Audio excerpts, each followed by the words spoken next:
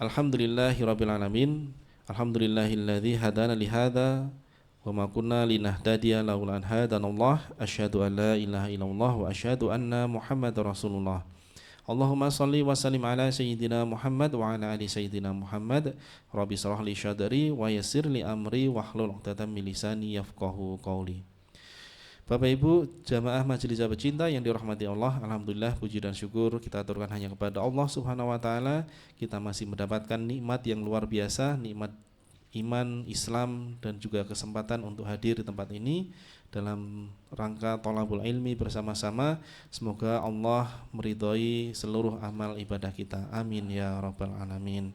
Tidak lupa salawat serta salam semoga selalu tercurahkan kepada junjungan kita Nabi Muhammad SAW beserta seluruh keluarga, para sahabat dan juga seluruh pengikutnya sampai hari kiamat.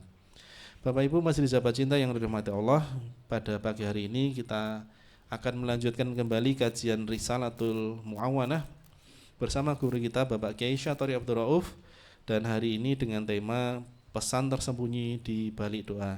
Alhamdulillah guru kita sudah hadir di tengah-tengah kita semua, maka tidak mengulur waktu lagi, kepada Pak Kiai waktu dan tempat kami persilahkan.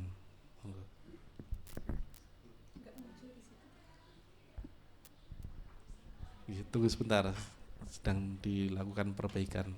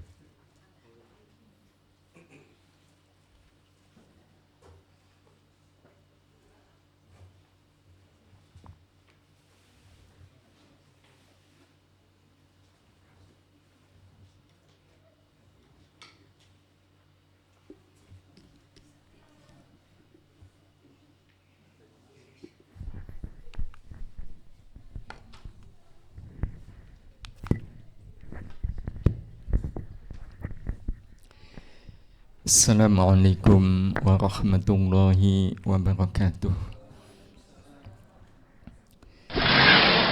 Bismillahirrahmanirrahim. Alhamdulillah wassyukrulillah.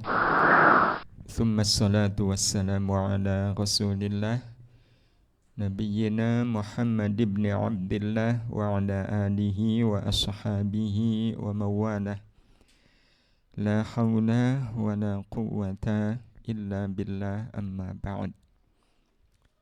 Bapak dan Ibu sekalian, majelis ruang berkembang, majelis sahabat cinta yang dirahmati Allah, ini pertemuan kita, saya dan Bapak Ibu yang pertama setelah Idul Fitri. Ya, taqabbalallahu minna wa minkum.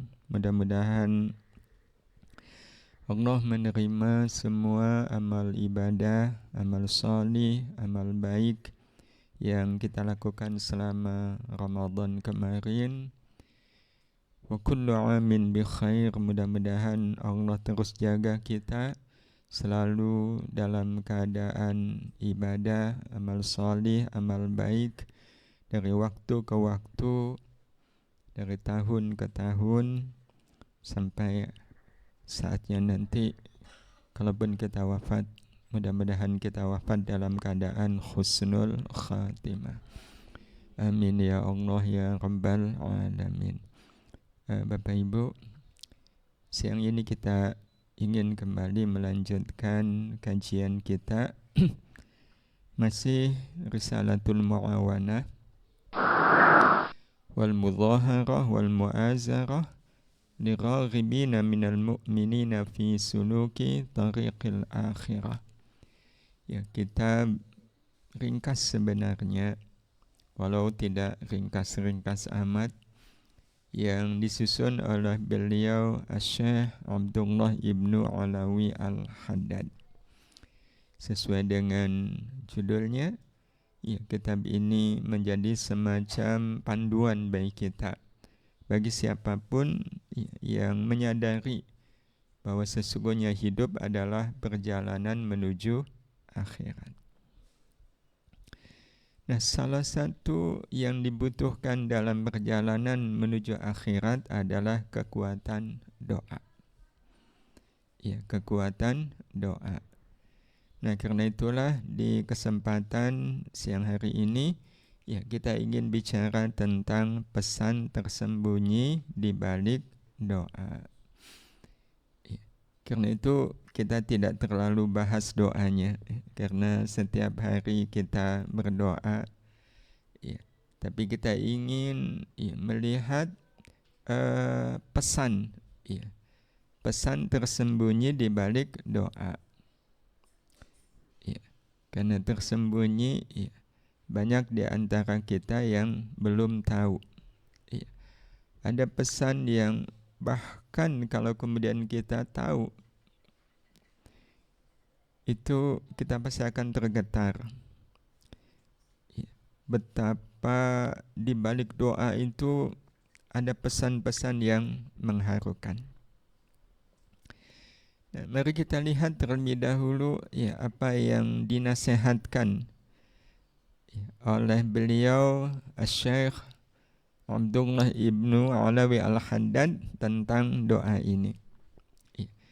Nah, beliau berpesan kepada kita, ya Bapak Ibu, wa 'alaika bil iktsari minad du'a wal istighfar li nafsika wa liwalidayka wa qarabatika wa ashabika khususan. Wa 'alaika wajib atasmu, kata beliau, ya, karena memang buku ini judulnya risalah. Ya, kalau dalam bahasa orang sekarang koresponden, ya. Beliau menyampaikan surat ke kita, ya, karena surat maka bahasanya dialog. Wa 'alaika wajib atasmu, wahai saudaraku, bil iktsari, untuk memperbanyak. Memperbanyak apa? Minad du'ai, doa. Wal istighfari, juga memperbanyak istighfar. Doa dan istighfar li nafsika, untuk dirimu, wali walidaika, dan untuk kedua orang tuamu, wa qarabatika, dan untuk kerabatmu. Ya, kerabat berarti masih ada hubungan keluarga. Ya, bisa kakak, adik, paman, bibi, kerabat. Wa ashabika, dan sahabat-sahabatmu. Ya, sahabat-sahabatmu, ya, sahabat dalam cinta, MSC, maupun sahabat dalam ruang berkembang. Sahabat-sahabat kita siapapun, khususan, secara khusus. Apakah hanya untuk orang tua, kerabat, dan sahabat? Walisairin muslimina umuman, dan secara umum juga untuk semua kaum muslimin. Ya, jadi secara khusus, ya, untuk diri, orang tua, keluarga, dan sahabat. Nah, secara umum, ya, walisairin muslimina umuman, untuk semua kaum muslimin. Ya, tanpa harus memandang mereka satu golongan atau tidak dengan kita, satu madhab atau tidak dengan kita, ya, termasuk tidak usah memandang apakah mereka baik sama kita atau tidak baik sama kita. Kita perbanyak doa dan istighfar untuk mereka. Nah, kenapa? Ya, kan kalau mendoakan orang-orang Islam, belum tentu mereka tahu. Betul Bapak Ibu. Ya. Kita mendoakan yang hadir di sini, ya. Kita tahu ada yang mendoakan kita, ya, karena kita ada di satu ruang. Tapi kalau seandainya, ya, kita mendoakan sahabat kita, Ya, padahal sahabat kita ada di Amerika, sahabat kita ada di rumah sakit. Ya. Mereka tahu nggak dengan doa kita, Bapak Ibu? Enggak. Loh, kalau enggak percuma dong. Tidak. Ya. Karena ini kata beliau, fa inna du'a al-muslim. Fa inna, karena sesungguhnya doa al-muslimi, doanya orang Islam, li akhihi, terhadap saudaranya, bi dhahril ghaibi. Ya. Dalam keadaan saudaranya enggak tahu. Dalam keadaan saudaranya tidak tahu, kalau didoakan oleh kita itu mustajabun, menjadi doa yang mustajab. Jadi peluang mustajabnya itu besar. Kalau kita mendoakan orang, orang yang kita doakan tidak tahu. Doanya doa yang mustajab. Nah, Bapak Ibu yang dirahmati Allah Subhanahu wa taala, jadi ini pesan beliau ya kepada kita agar kita memperbanyak doa dan istighfar. Ya, istighfar itu sebenarnya juga doa. Doa mohon ampun. Ya. Kenapa dikhususkan? Ya, karena memang kalau mau dibuat urutan, doa nomor 1 itu ya doa mohon ampunan Allah. Karena kalau dosa belum diampuni, ya, katanya dosa itu menjadi hijab, penghalang ya, bagi diijabahnya doa-doa kita yang lain. Nah, hadirin hadirah yang dirahmati Allah Subhanahu wa taala.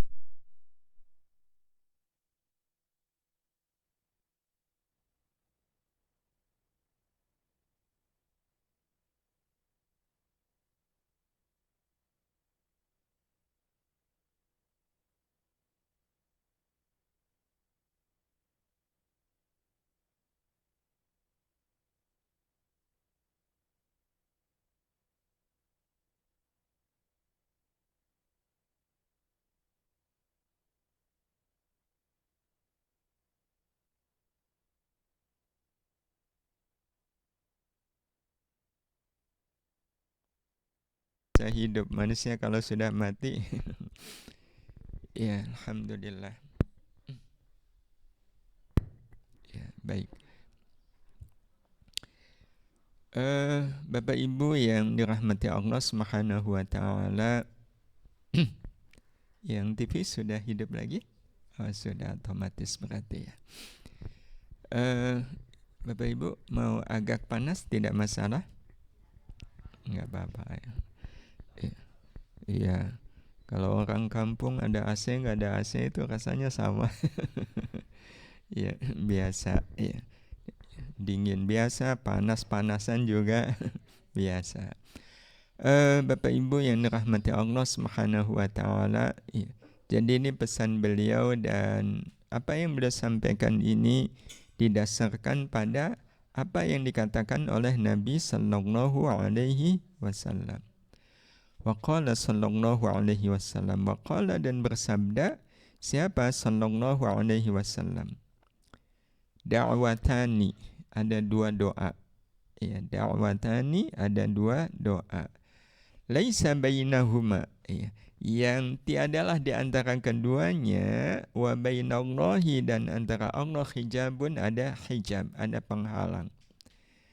Ya, ada dua doa, laisa bainahuma wa bainallahi hijabun, yang antara keduanya dan Allah itu tidak ada hijab, tidak ada penghalang. Kalau tidak ada hijab, tidak ada penghalang, berarti doanya pasti sampai ke Allah. Kalau sampai ke Allah, maka doanya pasti mustajab. Apa dua doa itu? Ya, dua doa yang pasti mustajab. Pertama adalah da'watul mazlum, doanya orang yang teraniaya. Ya. Doanya orang yang teraniaya, itu doanya mustajab. Karena itu ada riwayat yang lain menyebutkan takutlah terhadap doa yang doanya orang yang teraniaya. Ya, Takutlah dengan doanya orang yang teraniaya, karena doanya tidak ada penghalang antara dia dengan Allah. Dan satunya lagi, wa da'watul muslimi, doanya orang Islam li akhihi, terhadap saudaranya, bi dhahril ghaibi, tanpa sepengetahuan yang didoakan. Jadi kalau kita mendoakan saudara kita, sudah mendoakan, nggak usah dikasih tahu. Tadi tahajud saya mendoakan ibu loh. Berarti yang didoakan jadi tahu. Padahal ya, doa itu akan mustajab, dijamin mustajabnya kalau yang didoakan tidak tahu. Hadis riwayat Tabrani dari Abdullah ibnu Abbas radhiyallahu anhuma.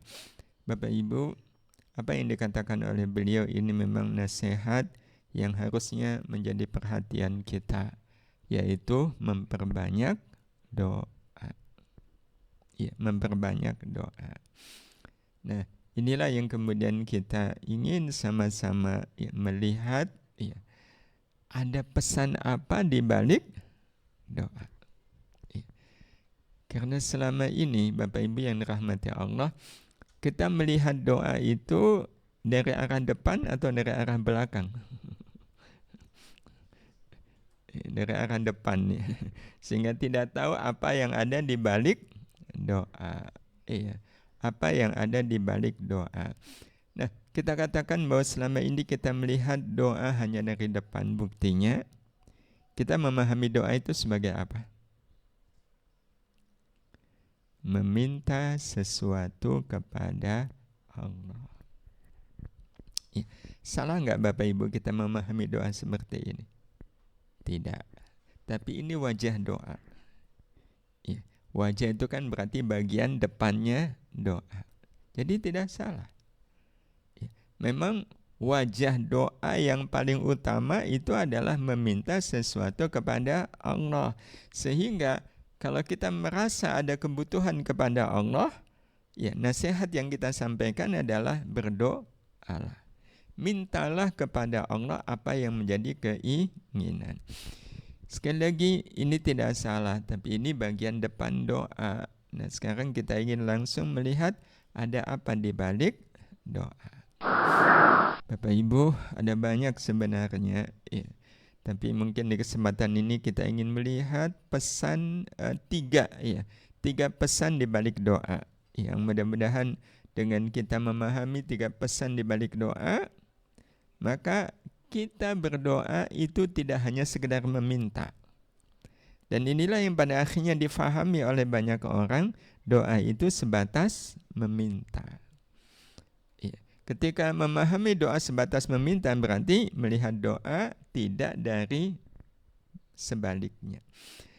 Ada banyak pesan. Nah, ini pesan yang pertama, doa adalah tanda adanya ikatan yang kuat antara kita dengan Allah. Itu bukti kita masih ada ikatan yang kuat antara kita dengan Allah. Masih ada harapan ke Allah. Masih menjadikan Allah sebagai tempat kembali, tempat bersandar, tempat bergantung. Dan ini menjadi nilai lebih dari doa yang kita panjatkan kehadirat Allah. Ya Allah, saya masih punya harapan kepadamu. Nah, karena itulah Allah Subhanahu wa taala juga mengingatkan kepada kita tentang pentingnya doa. Karena kalau sampai ada orang yang tidak mau berdoa, Allah berfirman di surat Al-Ghafir atau surat Al-Mu'min, ayat yang ke-60. Innal ladzina yastakbiruna 'an ibadati sayadkhuluna jahannama dakhirin. Kalau ada orang-orang yang merasa sombong, enggak mau minta kepadaku, kata Allah, saya enggak butuh Allah, saya bisa kok memenuhi apa yang memang menjadi keinginan saya. Buat apa saya berdoa? Bang, saya mampu, bang, saya bisa. Kalau cuma pengen jadi orang kaya, ngapain doa sama Allah? Belum tentu juga saya minta ke Allah, Allah ijabah. Ya sementara saya punya kemampuan, kalau mau saya bisa jadi orang kaya, lebih kaya, tambah kaya. Ya, gak usahlah saya berdoa. Nah orang-orang seperti ini akan masuk ke dalam jahanam dalam keadaan hina dina. Ayat ini ya menjadi dasar betapa doa menjadi bukti adanya ikatan yang kuat antara kita dengan Allah Subhanahu wa Ta'ala. Ini pesan pertama ya di balik doa. Nah, pesan yang kedua, Bapak Ibu yang dirahmati Allah, doa ya, sesungguhnya adalah maklumat, kesadaran di dalam diri untuk berubah menjadi lebih baik. Ini yang kadang tidak disadari oleh kita, bahwa pada saat kita berdoa kepada Allah, zahirnya berdoa. Ya, bukti berdoa isinya memang permintaan. Ya Allah, berikanlah kepada saya rezeki. Ya Allah, berikanlah kepada saya ilmu yang bermanfaat. Ya Allah, karuniakanlah untuk saya anak keturunan yang solihah, zurriyatan solihatan. Zahirnya memang seperti itu, tapi sebenarnya pada saat kita berdoa, kita sedang menyampaikan maklumat di hadapan Allah. Ya Allah, saya ingin berubah menjadi lebih baik. Kenapa kemudian maknanya diarahkan ke maklumat ya dari dalam untuk berubah? Ada 3 alasannya. Yang pertama, kita kalau berdoa itu kesadaran diri kita atau terpaksa? Gak ada orang doa terpaksa, betul? Doa itu kan maunya kita. Ya, doa itu sepenuhnya adalah keinginan kita dari dalam diri kita. Saya perlu berdoa kepada Allah. Ini yang pertama. Yang kedua, ketika kita berdoa, minta kepada Allah, itu minta yang baik atau minta yang jelek? Yang baik. Ya. Pernah mungkin saya sampaikan, gak ada orang minta kepada Allah itu minta yang jelek. Ya Allah, berikanlah kepada saya rezeki. Ada lanjutannya enggak Bapak Ibu? Ada. Apa lanjutannya? Yang halal, yang thayyib. Itu kan berarti rezeki yang baik. Gak ada orang yang mengatakan berikan kepada saya rezeki yang halal ya Allah. Kalau yang halal gak ada, ya yang haram juga gak apa-apa. Gak ada. Ya gak ada. Selalu saja kalau rezeki ya rezeki yang halal, rezeki yang thayyib, rezeki yang berkah. Minta anak, tidak sekedar anak kan? Anak yang saleh. Anak yang bisa melanjutkan kebaikan orang tuanya. Itu yang kedua. Nah, alasan yang ketiga, Bapak Ibu, kalau kita berdoa, inginnya doa kita dikabulkan atau tidak dikabulkan? Dikabulkan. Nah, kalau doa kita dikabulkan, otomatis kita akan berubah jadi apa? Orang baik kan? Iya. Menjadi orang baik itu dari dalam diri kita atau dari luar diri kita? Dari dalam diri kita. Jadi sebenarnya ada pesan di balik doa-doa kita. Kita tidak sedang meminta kepada Allah, sebenarnya kita sedang menyampaikan maklumat kepada Allah. Ya Allah, saya ingin berubah menjadi lebih baik. Nah, karena itu Bapak Ibu yang dirahmati Allah, ini pesan yang ketiga. Pesan yang ada kaitannya dengan doa. Semua kita pasti ingin doa kita diijabah. Iya. Nah, doa yang diijabah itu doa yang apa Bapak Ibu? Nah, ini pesan yang kita mungkin belum sadari adalah doa yang membuat kita menjadi orang baik dalam urusan yang kita minta. Menjadi orang baik dalam urusan yang kita minta. Mari kita cerna pernyataan ini.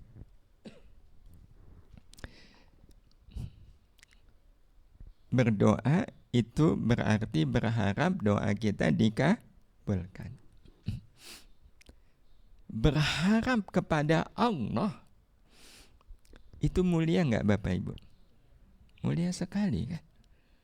Iya, mulia sekali. Kita berharap kepada Allah, bersandar kepada Allah, bergantung kepada Allah. Sekarang saya harus pelan-pelan ini karena ada kaitan dengan logika ya. Tapi logikanya nggak umum juga. Tapi sebenarnya itulah yang semestinya harus menjadi pegangan kita. Jadi saya ingin ulangi, kalau kita masih punya harapan kepada Allah itu mulia nggak Bapak Ibu? Mulia. Harapan itu kemudian kita sampaikan kepada Allah lewat doa. Lewat doa. Kita berdoa minta A. Ya, kita berdoa minta A.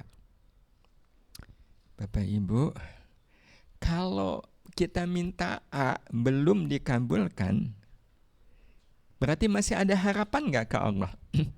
Masih, karena belum dikabulkan.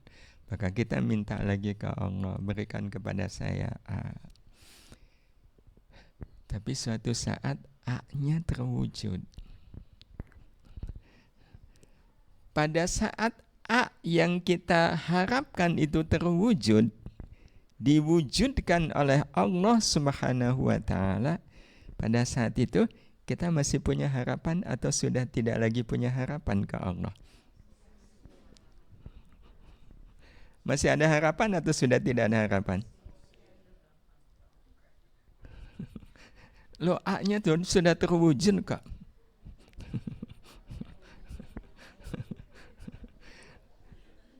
Jangan dulu yang lain, karena kalau yang lain semua orang juga punya harapan yang lain. Iya. Dan ternyata yang berharap A itu nggak cuma Bapak Ibu. Orang lain juga punya harapan yang sama, berharap A. Tetapi orang lain belum dapat A itu, ibu bapak sudah dapat. Berarti khusus A, orang lain masih berharap, Bapak Ibu yang sudah terwujud masih ada harapan untuk dapat A? Enggak. Sudah enggak ada harapan ke Allah karena sudah terwujud. Yang lain yang belum dapat masih punya harapan.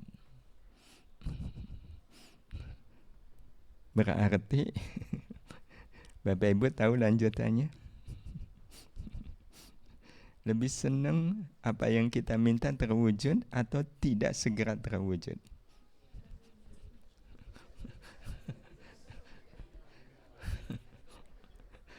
Loh, kalau terwujud Bapak Ibu sudah tidak ada harapan ke Allah. Orang lain masih punya harapan. Ya, lebih mulia yang sudah tidak ada harapan atau yang masih ada harapan? Yang masih ada harapan. Betul. Bapak Ibu, kita bahagia itu karena masih punya harapan ke Allah atau harapan ke Allahnya terwujud?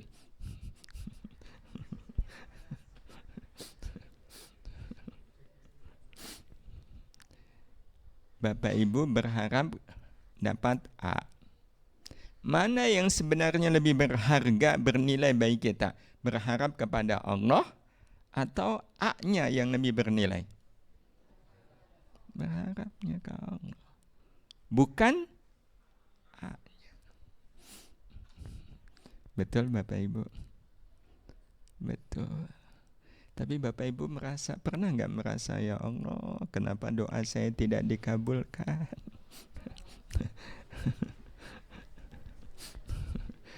Pernah nggak Bapak Ibu? Pernah. Berarti kita lebih merasa lebih berharga berdoa atau lebih berharga A-nya?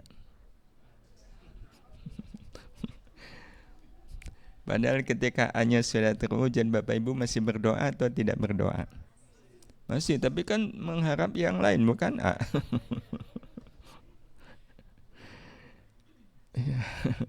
Selain A-nya banyak soalnya. Iya.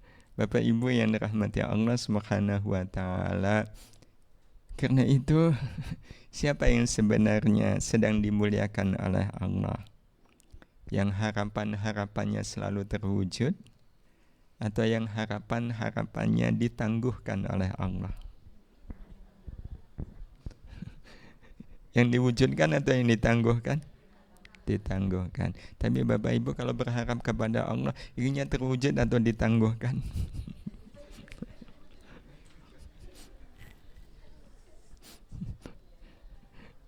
Inilah yang kadang kita tidak mau mengerti pesan di balik doa. Ya. Karena itu betul Bapak Ibu, doa yang diijabah adalah doa yang membuat kita menjadi orang baik dalam urusan yang kita minta, walau yang kita minta belum terwujud. Betul Bapak Ibu? Betul?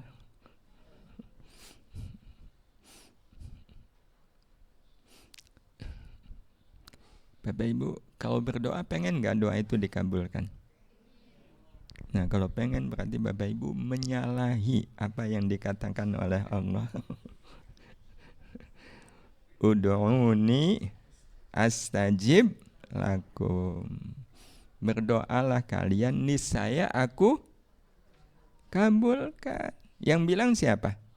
Allah. Allah pasti kabulkan. Lah kalau Allah pasti kabulkan, kenapa kita mesti berharap? Kalau berharap doa kita dikabulkan, berarti semacam ada pikiran doa kita tidak dikabulkan. Padahal Allah sudah nyatakan berdoalah pasti aku ijabah.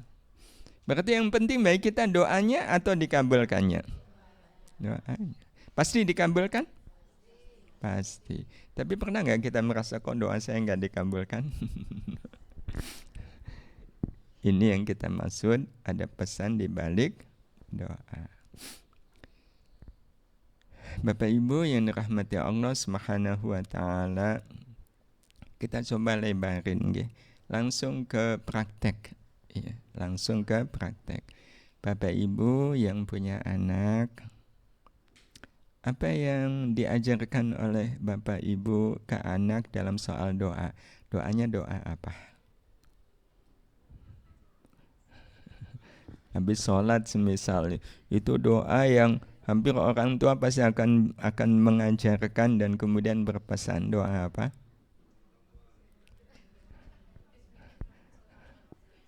Selamat dunia akhirat. Yang lain, yang pasti, dan Bapak Ibu senang kalau anak-anak berdoa dengan doa ini. Rabbir firli wali walidayya.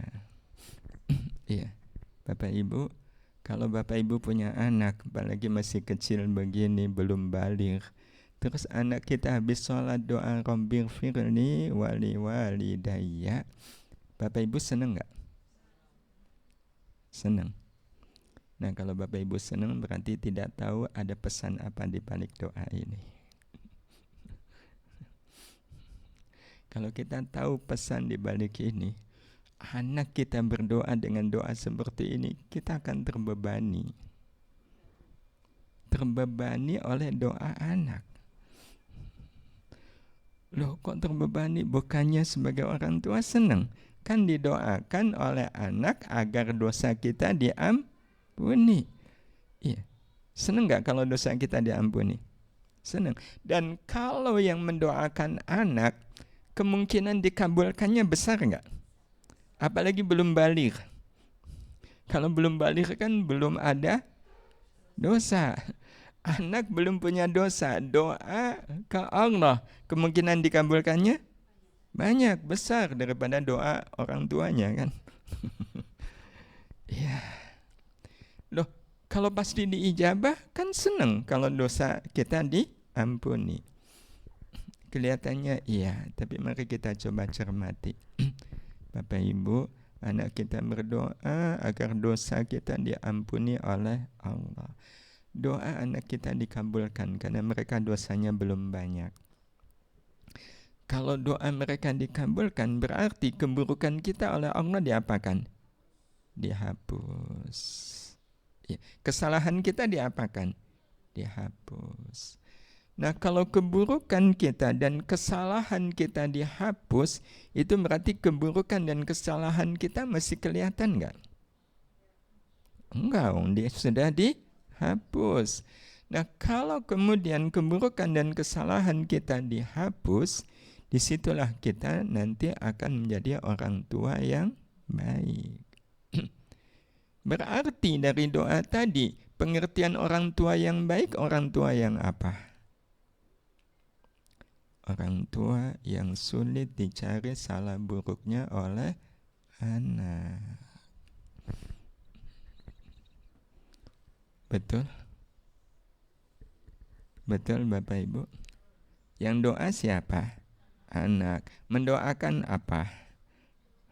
Kesalahan dan keburukan orang tuanya dihapus. Ya. Dosa, keburukan, kesalahan orang tuanya dihapus. Terus dihapus beneran karena doa anaknya dikabulkan. Maka otomatis si anak menjadi mudah atau sulit menemukan dan mencari kesalahan dan keburukan orang tuanya. Kan sulit. Betul? Betul Bapak Ibu? Tapi kira-kira kalau anak-anak kita ditanya, tolong sebutkan 10 keburukan orang tua. Kira-kira akan kesulitan atau mudah menemukan? Loh, kalau mudah berarti keburukannya sudah dihapus atau belum? Loh, padahal sudah didoakan oleh anak dan doa anak mustajab. Betul? Kalau masih kelihatan, berarti yang salah doanya anak atau yang salah yang didoakan?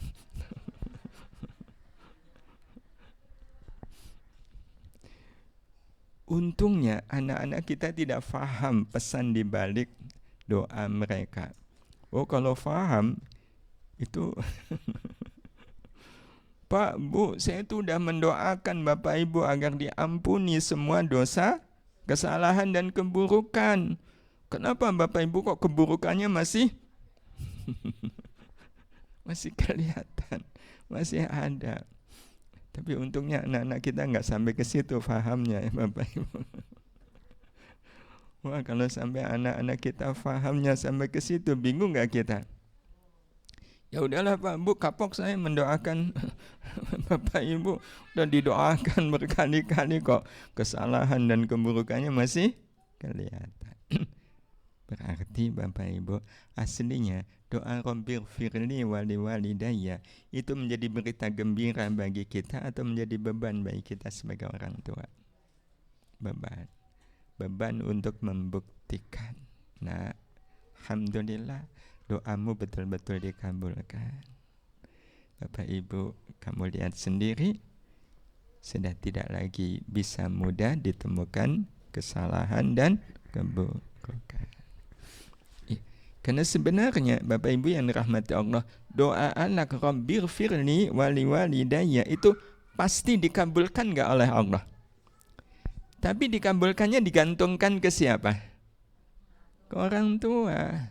Sejauh mana orang tua kemudian betul-betul membuktikan tidak ada lagi salah, tidak ada lagi buruk yang diulangi.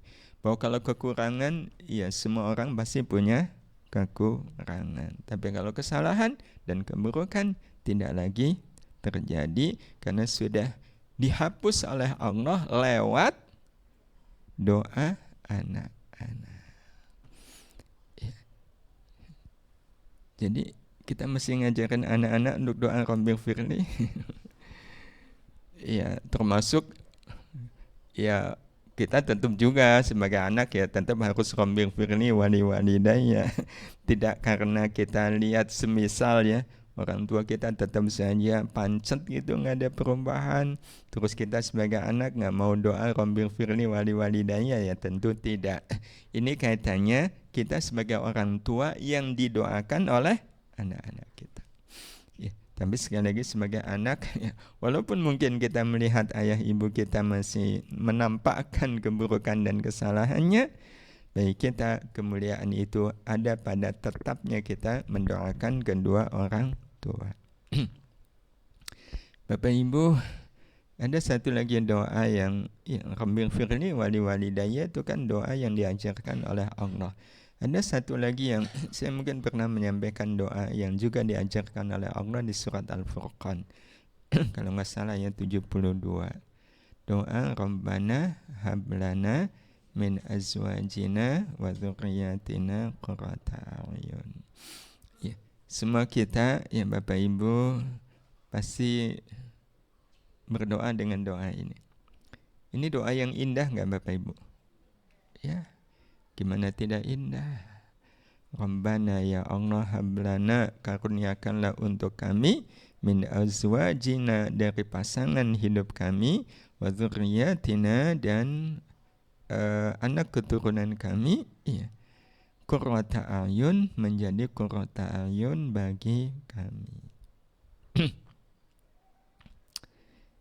Jadi kita minta kepada Allah agar pasangan hidup kita, ya kalau bapak ya berarti istri, kalau ibu ya suami, dan anak keturunan dzurriyyatina, ya, kita mohon kepada Allah agar mereka menjadi qurrata a'yun. Apa qurrata a'yun? Penyejuk mata, penenang hati, penentram jiwa. Ya, minta kepada Allah. Ya. Ini doa yang indah.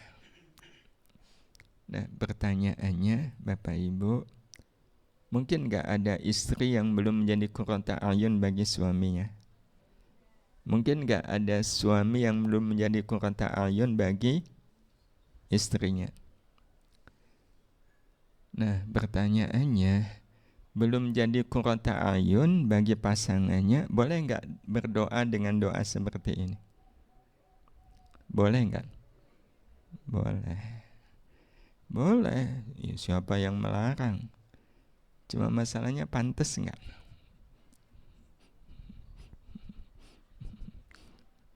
Pantas nggak Ibu?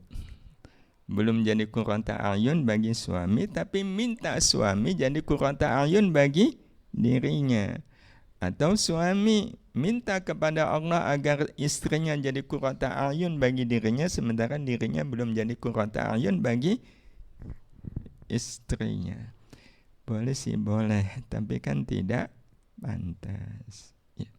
Maka sebenarnya waktu kita berdoa Rabbana hablana min azwajina, kita sedang apa Bapak Ibu? Sedang bertanya pada diri kita sendiri, sudahkah kita menjadi qurrata a'yun bagi pasangan hidup kita? Dan pertanyaan ini pada saat kita berdoa atau sebelum berdoa?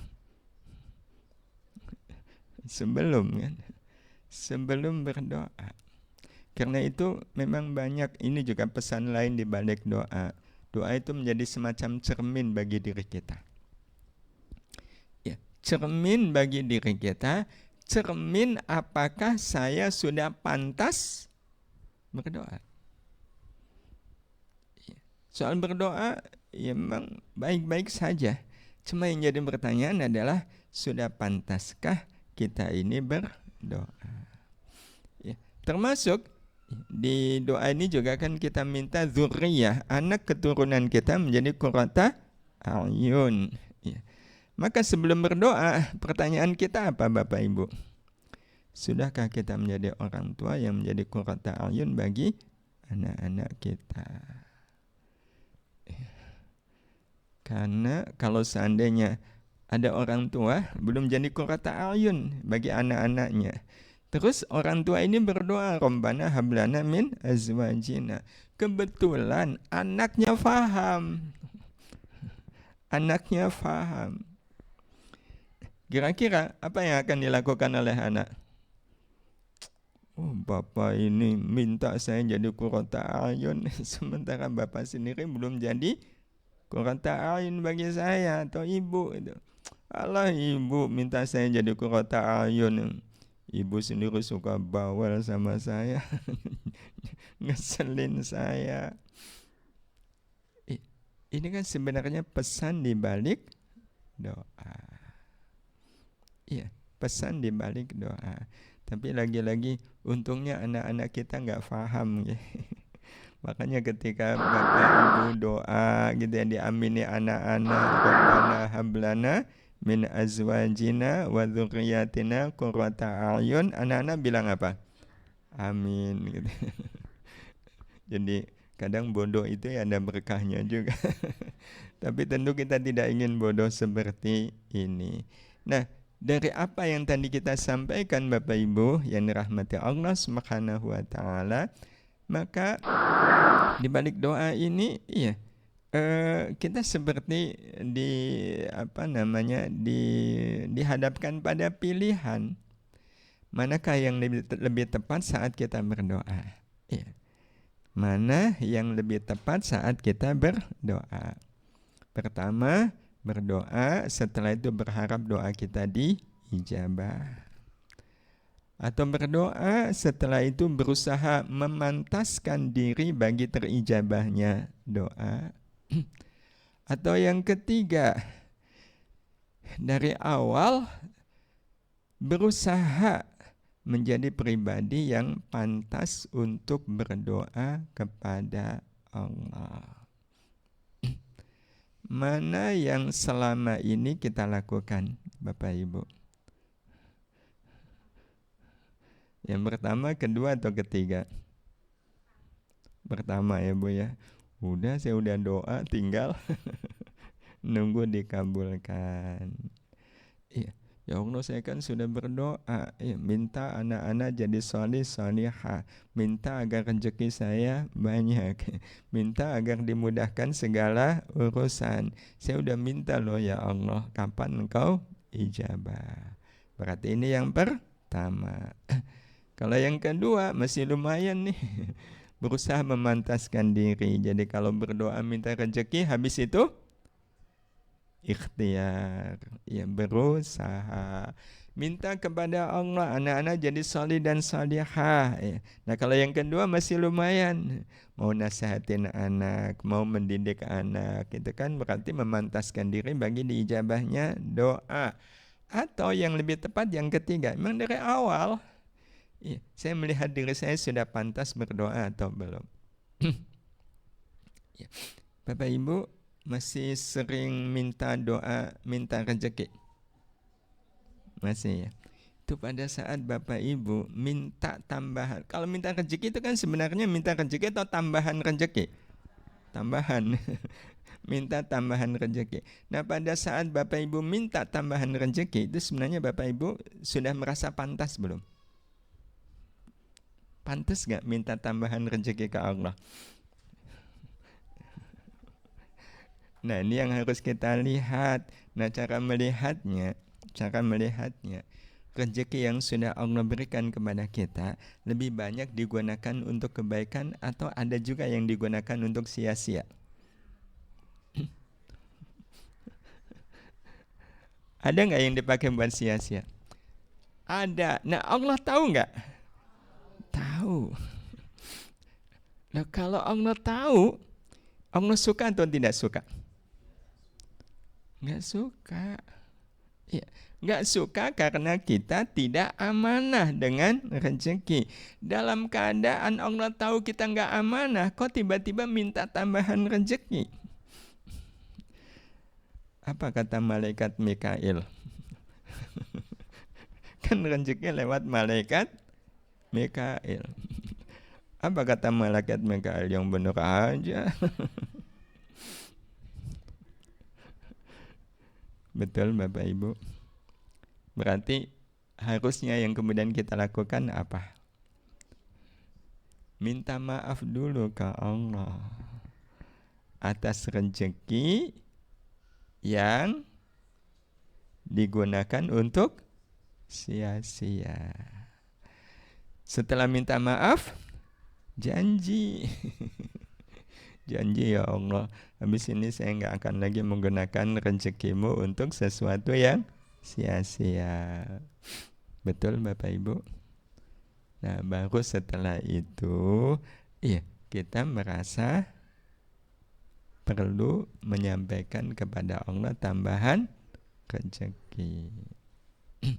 Tapi itu juga dengan satu keyakinan, Allah sudah memaafkan. Allah sudah memaafkan ya atas penyanyian rezeki yang Allah berikan, atas tidak amanahnya kita dengan rezeki. Kita yakin Allah sudah memaafkan ya. Bukti Allah sudah memaafkan, betul nih rezeki yang masih ada betul-betul saya tidak gunakan untuk sesuatu yang sia-sia. Itu kan menjadi tanda dari Allah. Iya, saya tidak lagi berani, saya takut kalau nggak amanah soal rezeki. Ya, nah barulah kemudian kita menengadahkan tangan minta rezeki ke Allah.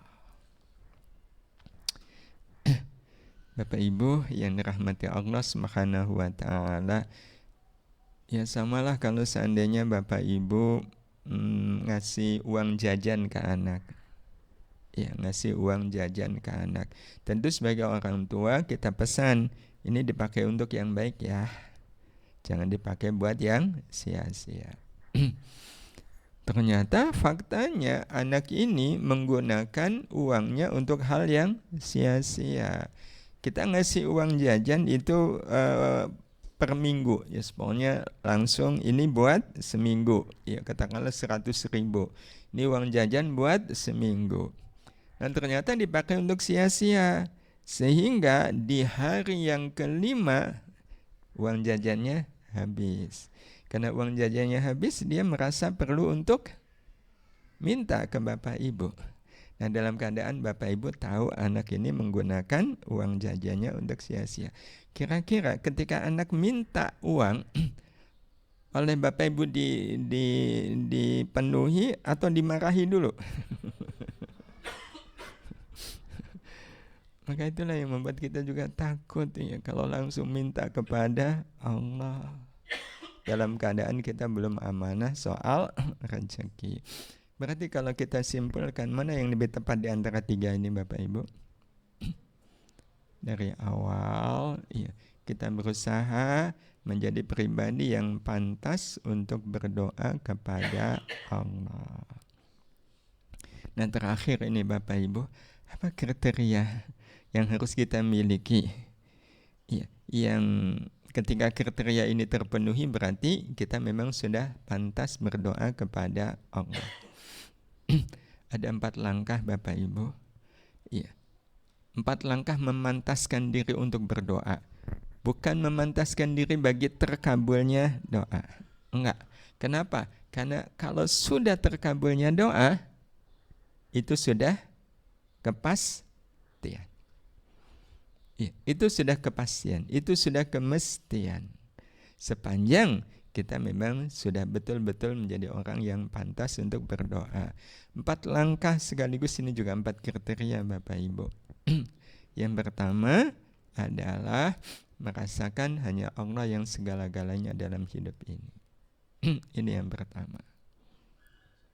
Ya. Merasakan hanya Allah yang segala-galanya dalam hidup ini. Ini mutlak Bapak Ibu. Kenapa mutlak? Sebab kalau seandainya kita merasa Allah belum segala-galanya, berarti kan ada yang lain selain Allah. Maka kira-kira harapan kita sepenuhnya ke Allah atau bercabang? Padahal Allah tidak suka ketika melihat hambanya punya harapan yang bercabang. Maka inilah yang pertama, Allah itu segala-galanya. Segala-galanya dalam 2 hal Bapak Ibu, dalam keagungannya dan dalam kebaikannya. Ya, la ilaha illallah. Tidak ada yang segala-galanya dalam hidup saya kecuali Allah. Ya, kecuali Allah.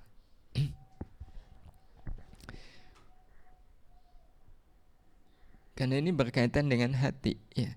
Jadi kalau logika sosial ya, logika sosial, Bapak Ibu berharap ditolong orang, ya, ditolong oleh orang. Dan ternyata dalam pikiran kita ada 2 orang yang bisa menolong, ya, A dan B, A dan B.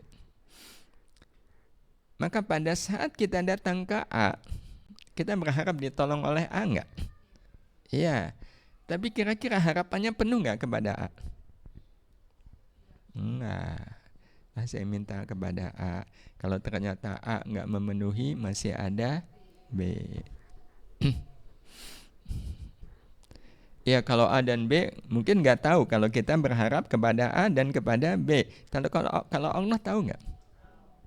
Kan kalau masih bercabang, saya berdoa kepada Allah. Kalau Allah nggak mengabulkan, saya masih punya paman kok. Saya nanti datang ke paman. Dia bisa menolong. Nah pada saat seperti itu hati bercabang, Allah tahu nggak? Tahu. Allah berkenan? Iya. Karena memang Allah itu suka sekali. Ya kalau kita berdoa harapannya sepenuhnya kepada Allah Subhanahu wa taala. Ya. Sehingga orang kalau harapannya kepada Allah itu otomatis Bapak Ibu, otomatis kita menyerahkan diri sepenuhnya kepada Allah. Kuat nggak Bapak Ibu? Kuat. Ya Allah, bukankah hanya Engkau yang bisa mengampuni dosa saya? Saya tidak punya harapan bagi terampuninya dosa kecuali Engkau. Kalau sampai Engkau tidak mengampuni dosa saya, terus kepada siapa lagi ya Allah saya harus meminta ampun? Sementara Engkau lah satu-satunya yang mengampuni kami. Ya Allah, rezeki kan darimu. Ya, saya hanya bersandar soal rezeki kepadamu. Ya, Engkau yang memberikan kemenangan kepadaku. Ya, kalau Engkau tidak memberikan kemenangan kepadaku, kepada siapa lagi kami harus menggantungkan kemenangan? Nah Bapak Ibu yang dirahmati Allah Subhanahu wa taala, ini yang pertama. Nah yang kedua, merasa bahagia dalam taat dan susah dalam maksiat. Ini penting kaitannya dengan doa. Iya. Doa itu kan wujud ketaatan kita kepada Allah. Nah kalau kita sudah bahagia dalam taat, maka waktu berdoa yang membuat kita bahagia adalah doanya. Ya, yang membuat kita bahagia adalah saat kita berdoa. Jadi berdoa itu menjadi kebahagiaan bagi kita. Ya, menjadi kebahagiaan. Sehingga kalaulah doa itu belum terwujud, itu mengurangi kebahagiaan atau menambah kebahagiaan?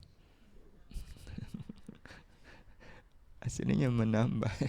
Kalau Bapak Ibu berdoa sekali, ya kemudian dikabulkan, besoknya berdoa enggak minta yang sudah dikabulkan itu? Enggak. Enggak. Berarti kita hanya dikasih kesempatan berdoa satu kali.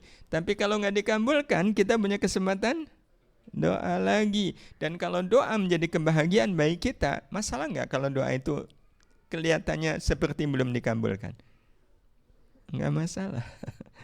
Karena kita akan menampakkan kebahagiaan, karena kebahagiaan kita ada pada taat kepada Allah Subhanahu wa taala.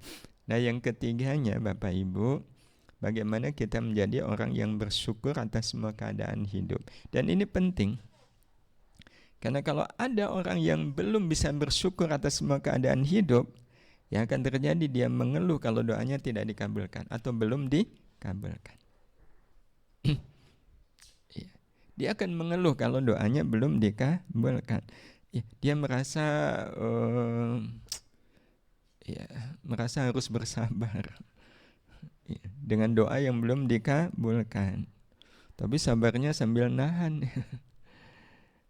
Jadi penting bagi kita, sebelum kita berdoa, kita sudah menjadi pribadi yang bersyukur atas semua keadaan. Dan yang terakhir Bapak Ibu, beramal baik semata karena wujud syukur kepada Allah. Karena kita ingin Bapak Ibu, kita berdoa itu wujud syukur kepada Allah Subhanahu wa taala. Wujud syukur kepada Allah Subhanahu wa taala. Sehingga berdoa itu bagi kita adalah wujud syukur. Wujud syukur, wujud matur nuwunnya saya kepada Allah adalah dengan saya berdoa. Dengan saya berdoa. Karena ini kalau kita lihat pengalaman berdoa, kadang doa kita Bapak Ibu itu bertabrakan dengan doa saudara-saudara kita yang lain.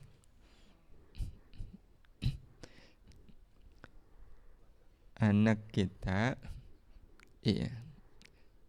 mau lanjutin sekolah ke perguruan tinggi,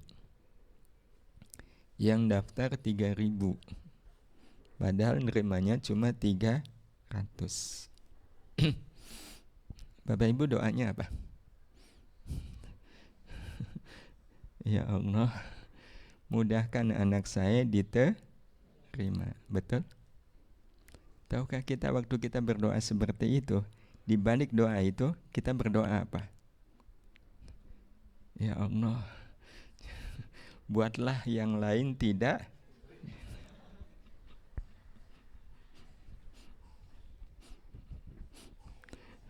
Tega nggak Bapak Ibu? Betul? Itu doa yang kita katakan bertabrakan.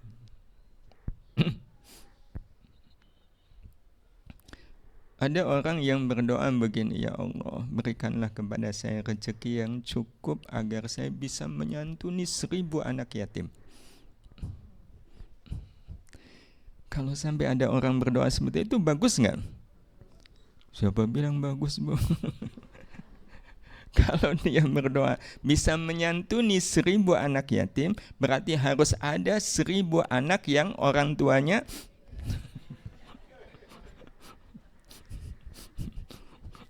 itu kejam nggak?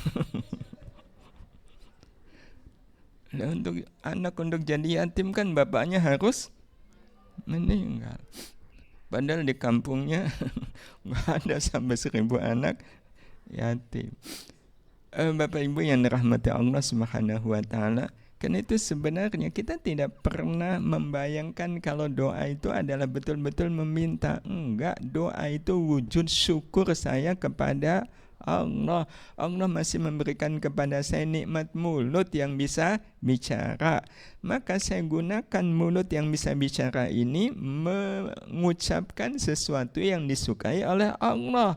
Nah, salah satu yang disukai oleh Allah adalah kita berdoa. Jadi berdoa itu memang wujud syukur, melakukan yang Allah sukai. Karena hakikat syukur itu kan menggunakan rezeki untuk sesuatu yang disukai oleh Allah Subhanahu wa Ta'ala. Jadi betul-betul ini wujud syukur saya kepada Allah Subhanahu wa Ta'ala. Inilah doa yang kelak nanti akan menjadi ibadah.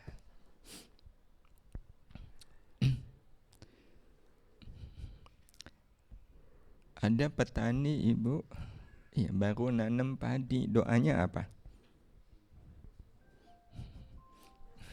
Turunkan hujan.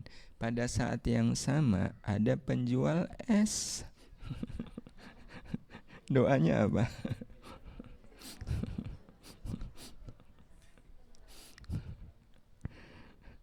Maka memang betul-betul doa itu jangan sampai difahami hanya sekedar meminta. Doa adalah wujud syukur kepada Allah Subhanahu wa Ta'ala. Kalau petani tadi doa hujan, terus betul-betul hujan, dia senang nggak? Penjual esnya. Ya Allah, terima kasih engkau turunkan hujan. Itu dia nyukurin penjual es enggak? Walaupun kelihatannya nggak ada niat, tapi kan kita juga nggak ingin ya Allah ya nyukurin penjual es ya. Hujan tidak laku. Jadi memang nggak ada pilihan, doa itu adalah wujud syukur. Dan 4 langkah ini sebenarnya ini juga adalah pesan yang kita temukan dari doa yang terus kita panjatkan kehadirat Allah. Bapak Ibu pasti berdoa yang ada kaitannya dengan hati. Ya, diawali dengan apa Bapak Ibu? Ya muqallibal qulub. Wahai zat yang maha membolak-balikan hati. Tsabbit qulubana. Tetapkan hati kami. Kok saya biasanya qalbi? Enggak apa-apa. Kalau qalbi berarti hatiku. Berarti hanya untuk diri sendiri. Tapi kalau qulubana, hati kami, kita bisa niatkan di situ Tidak hanya hati kita, tapi juga hati pasangan hidup, hati anak-anak, hati orang tua, hati siapa saja yang memang kita inginkan masuk dalam doa kita ini. Itu kalau pakai qulubuna. Sabit qulubana, tetapkan hati kami dalam ala dinika, ya, dalam urusan agama. Yang kedua, wa ala ta'atika, dalam ketaatan kepadamu. Lanjutannya, wa syukrika, dan dalam kesyukuran kepadamu. Dan yang terakhir, wa husni ibadatika. Bapak Ibu, kita minta hati kita ditetapkan oleh Allah di dalam 4 hal. Ada pesan apa di balik 4 hal ini? Tetapkan hati kami di dalam agamamu. Hal yang paling penting di dalam agama itu apa? Tauhid. Tauhid itu intinya apa? Merasakan hanya Allah satu-satunya yang segala-galanya. Ini kan tauhid. La ilaha illallah. Tidak ada yang segala-galanya kecuali Allah. Yang kedua, kita minta wa ala ta'atika, tetapkan hati kami dalam ketaatan. Hati yang tetap dalam ketaatan adalah hati yang bahagia dalam ketaatan. Karena kalau bahagia dalam ketaatan, mungkin gak hati kita bergeser ke yang lain? Nah, iya. Kalau hati kita sudah bahagia dalam ketaatan, tidak akan mungkin kita bergeser ke yang bukan taat. Yang ketiganya wasyukrika, dalam kesyukuran, ya berarti kita menjadi hamba yang selalu bersyukur atas semua keadaan hidup. Dan yang terakhir, wa husni ibadatika, tetapkan hati kami dalam baiknya ibadah kepadamu. Ada kata husni, baiknya ibadah. Dan ibadah yang baik itu ibadah yang apa? Ibadah yang baik adalah ibadah yang dilakukan semata karena syukur kepada Allah. Kita ngaji, ini adalah wujud syukur kita kepada Allah. Kita salat duha, wujud syukur kita kepada Allah. Kita berdoa, wujud syukur kepada Allah. Nah, kalau sudah seperti ini, Bapak Ibu yang dirahmati Allah, kita berarti menjadi pribadi yang insya Allah, pribadi yang sejalan dengan doa-doa kita kepada Allah. Hati kita tidak akan lagi berbolak-balik. Hati kita istiqamah dalam kebaikan. Karena Bapak Ibu yang dirahmati Allah, kita sudah memantaskan diri kita untuk berdoa sebelum kita berdoa. Ya. Nah, terus bagaimana? Ada nggak doa agar saya pantas untuk berdoa? Butuh berdoa nggak untuk pantas berdoa? Butuh. Nah, kalau butuh ya ini doanya. Ya muqallibal qulub. Berarti ini doa nomor 1 sebelum kita doa yang lain. Demikian Bapak Ibu yang bisa kita sampaikan. Ya, mudah-mudahan setelah ini Allah karuniakan kepada kita pesan-pesan yang lain nih. Karena bisa jadi ada banyak pesan-pesan yang lain yang masih dalam rahasia Allah, yang Allah pasti akan berikan kepada siapa saja yang memang dikehendaki oleh Allah.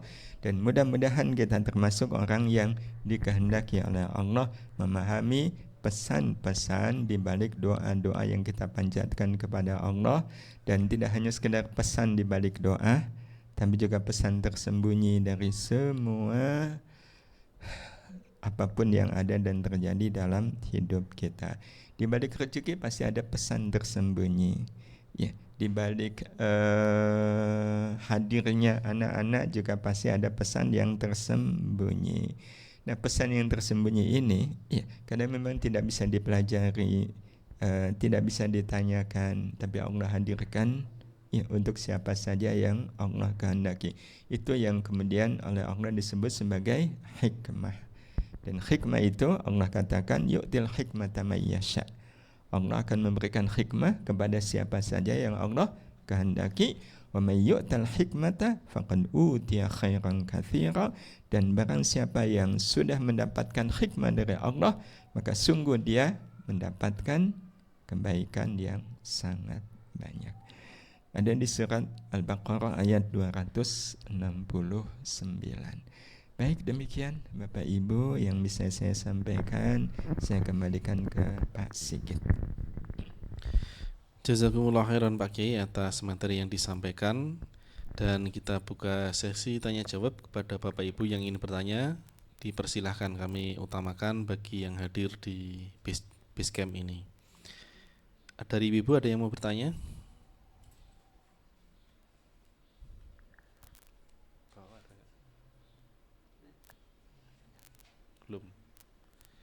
Belum ada? Bapak-bapak dulu kalau begitu.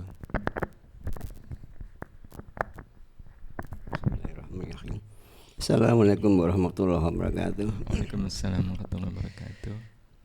Dari beberapa keterangan tadi masalah doa, bahwa kalau kita berdoa itu Allah pasti mengabulkan itu. Kemudian yang jadi tanda tanya saya itu lagi ini, kan setiap berdoa kita itu boleh pastikan kita akhir dengan ucapan amin itu ya. Ya Allah kabulkanlah permohonan kami. Itu kok seolah-olah kabulkanlah ini apa tuh? Kok kayak itu kurang begitu yakin itu. Nah ini bagaimana Pak kayak gini? Penjelasannya amin itu sebenarnya harus diucapkan atau bagaimana lah, mohon keterangan ini. Ya, baik. Ketika ada orang yang berdoa, ya kita dianjurkan untuk mengamini. Iya, mengamini ya. Makanya ketika kita jadi makmum pun mendengar imam membaca ghairil maghdubi alaihim waladdallin, iya, kita diminta untuk mengamini. Iya, mengamini. Bapak Ibu yang dirahmati Allah Subhanahu wa taala, kata amin ya, itu memang artinya adalah kabulkanlah doaku. Ya, kabulkanlah doaku. Ya. Nah, kalau kabulkanlah doaku, padahal Allah sudah berjanji pasti mengabulkan. Ya. Kok kita minta kepada Allah kabulkan? Nah, maka memang betul pada akhirnya kembali kepada tema kita hari ini adalah memahami pesan di balik doa. Memahami pesan di balik kata amin. Ya. Secara bahasa memang artinya kabulkanlah. Tetapi Bapak Ibu pernah enggak mendengar orang yang mengatakan di dalam rapat gitu ya, ada yang mengusulkan, ya, ada yang mengusulkan demikian, terus kita bilang saya amin aja lah atas usulnya Pak Sigit itu, saya mengamini usulnya Pak Sigit. Arti mengamini di sini apa? Idem setuju. Iya, idem setuju. Jadi ketika kita mengamini doa itu sama dengan kita saya setuju dengan doa itu. Doa beliau adalah doa saya. Ya. Jadi kata amin bukan berarti kita kemudian semacam curiga nih. Ya.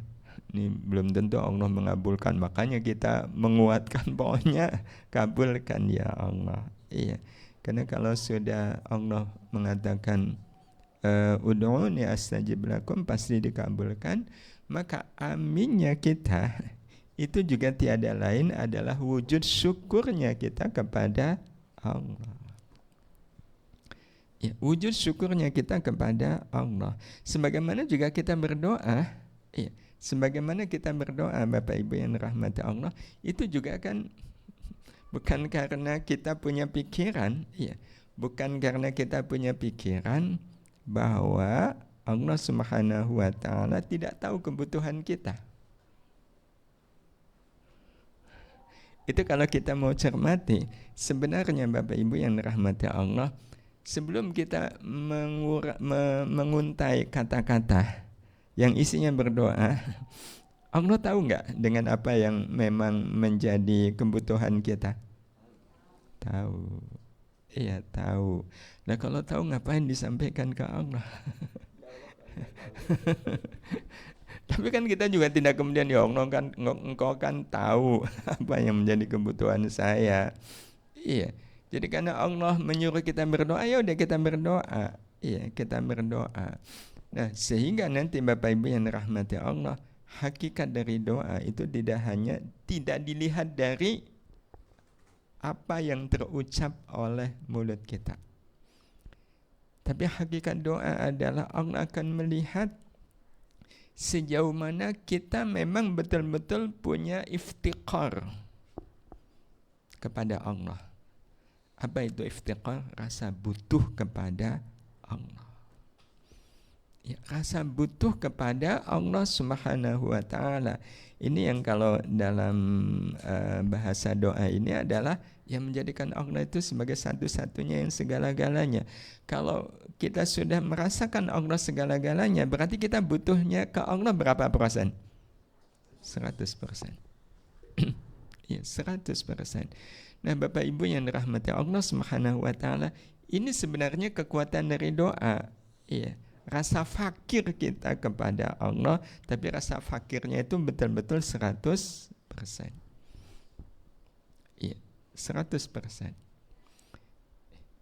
Bapak Ibu yang dirahmati Allah Subhanahu wa taala, orang-orang yang sudah mengungkapkan rasa butuhnya kepada Allah Subhanahu wa taala, ya, rasa butuhnya kepada Allah, Allah tahu. Allah sangat tahu.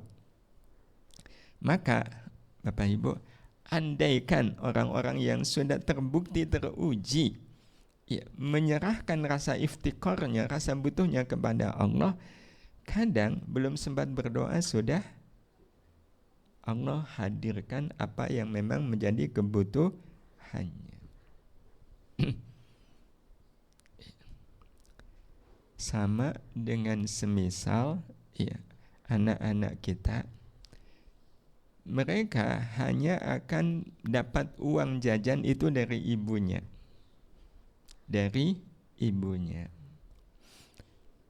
Nah, ibunya ini sangat peka, dan ibunya juga tahu, ya, kalau si anak ini, ya, hanya minta uang jajan ke ibunya. Gak pernah si anak ini minta uang jajan kepada selain ibunya. Ya. Anak ini seperti memantangkan diri, ya, memantangkan itu ya pantangan bagi dia untuk minta kecuali hanya kepada ibunya. Dan ibunya tahu betul kesetiaan si anak ini. Gak mau minta ke bapaknya juga enggak gitu ya, ke siapa-siapa enggak, cuma hanya kepada ibunya saja. Ya, menaruh harapannya juga hanya kepada ibunya. Suatu saat si ibu ini ngelihat anaknya kelihatan sedih. Berarti ibunya akan merasa apa?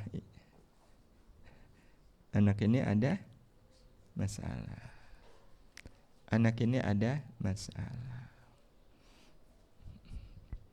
Ya. Dan ibunya anak yang bisa memahami perasaan anak.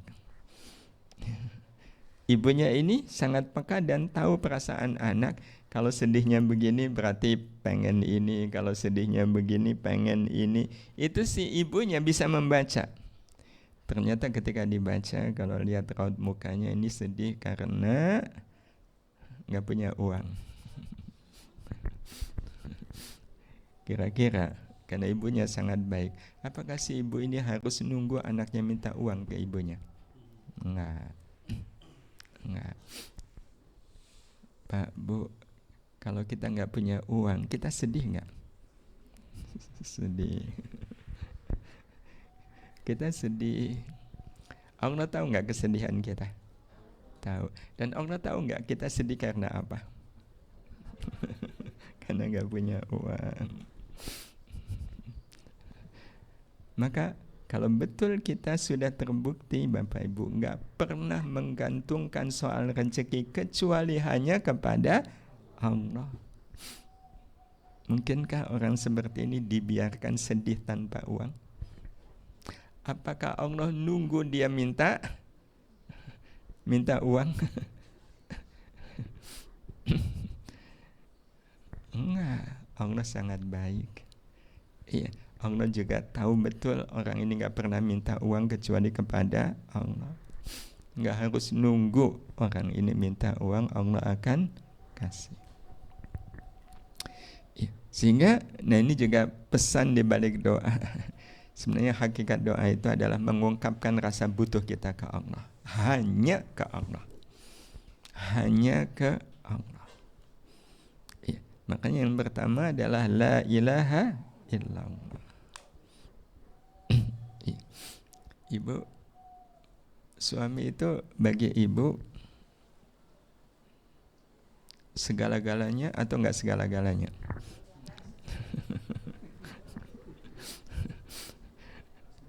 Nah itu Allah tahu nggak ibu kalau ibu masih merasa suami segala-galanya? Ada nggak istri yang menganggap suaminya segala-galanya? Allah tahu nggak? Tahu. Maka ketika istri ini menginginkan sesuatu, sebenarnya Allah tahu nggak? Tahu. Tapi karena istri ini menganggap suaminya segala-galanya, maka apa kata Allah? Ya udah itu. Kamu punya suami yang bagi kamu suami segala-galanya. Sana ke suami. Padahal suaminya nggak peka.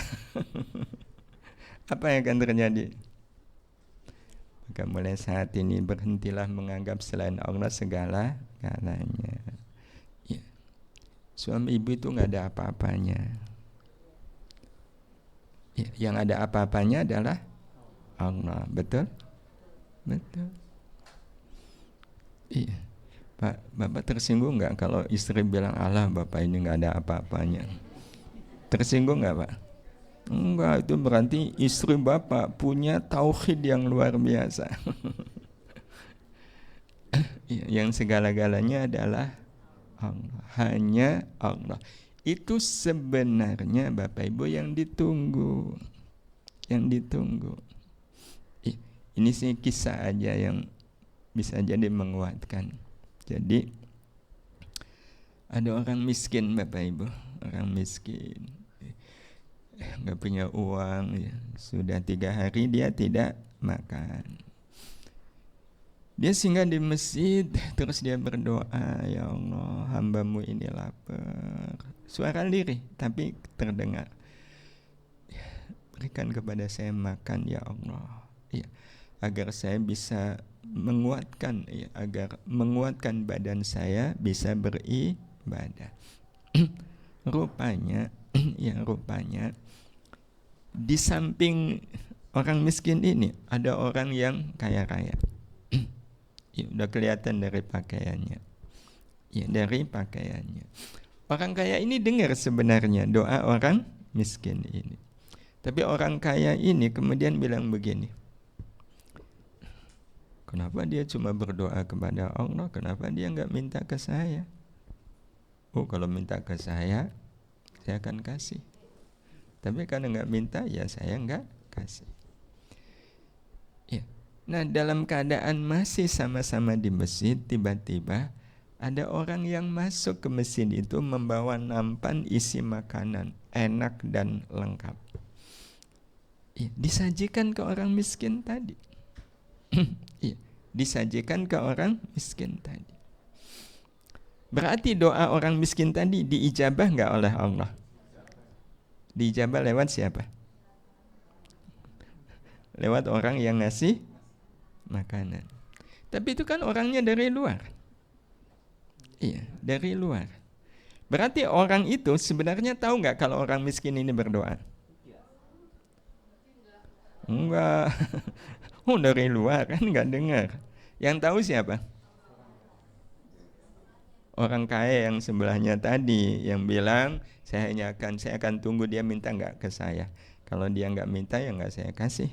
Wong dia mintanya cuma sama Allah. Padahal kalau dia mau, dia minta ke saya bisa kasih. Tapi ternyata yang ngasih orang lain. Makanan enak. Makanan enak. Terus orang kaya ini mendekat ke yang ngasih makanan. Anda siapa? Saya buruh aja. Iya, saya buruh. Kok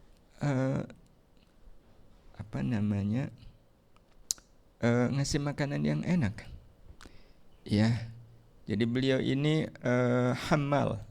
Hamal itu tukang angkut barang di pasar. Ya, kalau Bapak Ibu di pasar Beringharjo kan ada bisa bapak-bapak yang saya kadang nggak tega itu ibu-ibu ya bawa-bawaan pembeli, iya di itu saya kalau ngelihat mereka kadang ya Allah ada rasa nggak tega, tapi ya kadang kan mereka minta ya. Ya saya hafal ya, itu waktu zaman COVID ya, saya hampir tiap hari itu pergi nemani istri ke pasar Beringharjo. Kenapa? Kan nggak boleh sembarang makan, ya, harus masak sendiri. Jadi untuk kebutuhan santri kan harus belanja. Nah, jadi kadang sama istri tuh beli bawang sekalian karena untuk 90-an santri kan nggak bisa beli bawangnya sekilo. Jadi satu karung, ya, ikan asin satu karung, itu kadang beras.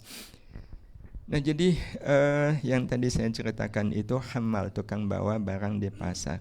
Kebetulan tadi pagi ada yang ngasih saya bayaran yang sangat banyak.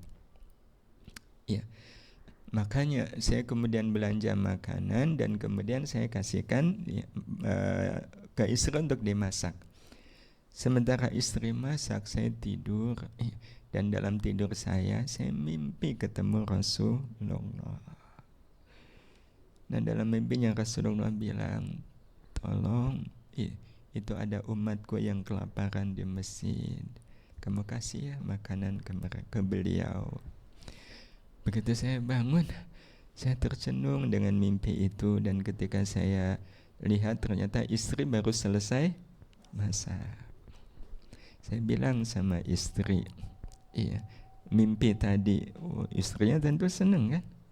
Maka inilah makanan yang tadinya mau kami makan untuk saya dan keluarga, saya bawa sesuai dengan pesan Rasulullah Sallallahu Alaihi Wasallam. Iya, di dalam mimpinya itu Rasulullah sampai berpesan, kalau engkau kasih makanan ke beliau, bagimu surga. Ya, itu merinding nggak Bapak Ibu? Dapat mimpi ketemu Rasulullah aja kan sudah luar biasa. Iya, berpesan, makanan itu kasihkan ke umatku yang lagi kelaparan di masjid. Iya, saya bawa. Orang kaya yang tadi nunggu si orang miskin ini minta, mendengar itu langsung gimana? Ya Allah, kenapa nggak dari tadi saya ngasih makanan, minimal ngasih uang. Akhirnya si orang kaya ini bilang ke buruh ya yang membawa makanan, mau nggak saya ganti makananmu berlipat-lipat ya, untuk mengganti makananmu yang kau kasihkan kepada orang miskin. Demi Allah, saya tidak mau. Saya tidak ingin menjual surga yang sudah dijanjikan Rasulullah kepada saya. Nah Bapak Ibu yang dirahmati Allah Subhanahu wa Ta'ala, berarti kata amin yang tadi disebutkan, sebenarnya kalau orang kaya mau langsung enggak. Tapi inilah bukti bahwa Allah itu sudah menetapkan, doa itu pasti akan diijabah. Maka, dan ini yang lebih penting pada akhirnya Bapak Ibu, orientasi kita berorientasi doa, atau kita berorientasi menjadi orang yang dipilih oleh Allah, menjadi perantara bagi diijabahnya doa saudara-saudara kita yang lain. Mana yang lebih penting? Dipilih oleh Allah menjadi jalan bagi sampainya doa saudara-saudara kita yang lain. Orang-orang yang miskin doanya minta rezeki. Nah pada saat mereka minta rezeki, Allah kasih nggak rezeki itu? Tapi caranya lewat orang kaya. Maka orang kaya yang menolong orang lain sebenarnya mereka adalah menjadi wakil Allah bagi diijabahnya doa. Allah yang mengijabah, tetapi Allah mewakilkan ijabah kepada hamba-hambanya yang dipilih. Terutama doa orang-orang tua kita. Orang-orang tua kita doanya apa Bapak Ibu? Jadikan anak-anak kami anak-anak yang salih dan salihah. Sebenarnya doa orang tua dikabulkan, didengar enggak oleh Allah? Dikabulkan? Nah, dikabulkannya digantungkan ke siapa? Ke anak. Jadi anak yang sudah menjadikan dirinya anak yang salih dan salihah, dia adalah anak yang sudah menjadi wakil Allah bagi diijabahnya doa orang tua. Ya, maka Bapak Ibu, sebenarnya ini pesan di balik doa. Bagaimana kita tidak menyibukkan diri ansih hanya berdoa, tapi bagaimana kemudian kita sibuk menjadi jalan bagi diijabahnya doa. Hidayah itu dari siapa? Allah. Hidayah itu dari Allah. Tapi apakah Allah ngasih hidayah langsung? Bisa jadi iya. Tapi ada enggak hidayah itu Allah titipkan ke seseorang? Ada. Iya. Maka kita mungkin enggak Bapak Ibu, kita dipilih oleh Allah menjadi jalan bagi hidayah Allah kepada seseorang. Bayangkan, iya. Sekedar ya Bapak Ibu, ada orang, kita cuma sekedar ngasih mungkin WA gitu, Ibu ini ada pengajian yang ngisi Ustazah Halimah, dan beliau mau karena dikasih tahu oleh kita, dan pada saat hadir di pengajian itu hatinya terbuka. Pada saat hatinya terbuka itu sebenarnya yang membuka hati beliau siapa? Allah. Tapi lewat siapa? Lewat ibu yang mengajak beliau, lewat Ustazah Halimah atau Ustazah siapa yang memberikan wasiat, nasihat kepada beliau. Jadi kehormatan kita adalah berdoa, tapi kita akan lebih terhormat lagi kalau kita menjadi wakil Allah bagi diijabahnya doa. Wakil itu kan kalau dalam bahasa lainnya khalifah. Dan bukankah memang manusia itu diciptakan oleh Allah menjadi khalifatullah fil ard, menjadi khalifah Allah di muka bumi ini. Khalifah itu artinya pengganti Allah. Semuanya yang melakukan adalah Allah, tapi ada banyak sekali hal-hal yang sebenarnya Allah berikan lewat hamba-hamba yang dipilihnya. Jadi kalau semisal di kampus ibu nggak pasti ada di kampus, di masjid gitu, terus ada mahasiswa yang berdoa, ya Allah, saya tidak ingin merepotkan orang tua saya sudah banyak sekali direpotkan oleh saya. Ini sudah waktunya saya harus bayar UKT, ya Allah. Saya enggak ingin merepotkan orang tua. Saya enggak mau minta ke orang tua. Saya berusaha dan alhamdulillah sudah dapat, ya Allah, tapi kurang 400.000. Ya Allah, genapkan, ya Allah. Genapkan yang 400.000 itu. Ibu dengar doa mahasiswa ini. Iya. Ibu terharu enggak? Ya Allah, ini anak salihah sekali. Maka pada saat beliau sudah selesai berdoa, ibu nyalamin beliau. Ya, sambil menyelipkan 400.000. Ya, ketika udah salaman beliau lihat uang 400.000, dia bilang apa? Ya Allah, terima kasih, doa saya sudah Engkau kabulkan. Betul nggak doanya dikabulkan? Betul, tapi dikabulkannya lewat siapa? Ya, ibu itu siapa, Bu? Ya ibu. Maka kalau ibu ngasih uang 400.000, ibu sudah menjadi jalan bagi diijabahnya doa. Dan itu kehormatan yang luar biasa, melebihi terhormatnya si mahasiswa yang berdoa tadi. Mahasiswa ini juga terhormat sekali, tapi yang menjadi jalan bagi diijabahnya doa itu lebih terhormat. Jadi masih banyak tentunya pesan-pesan di balik doa.